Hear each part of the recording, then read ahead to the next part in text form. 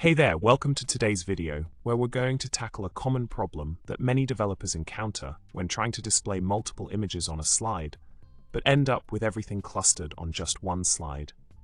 The struggle is real, but fear not, we've got a solution for you.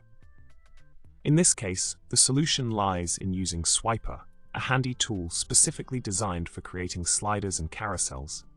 By implementing Swiper, you can easily manage and display multiple images per slide without them all bunching up together.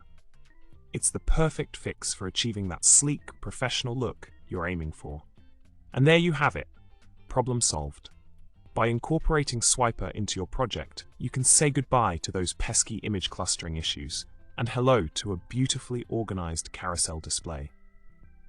It's a simple yet effective solution that will save you time and headaches in the long run.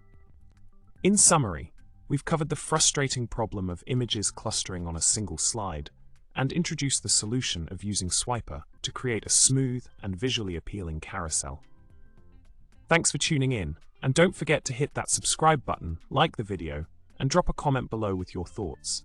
Until next time.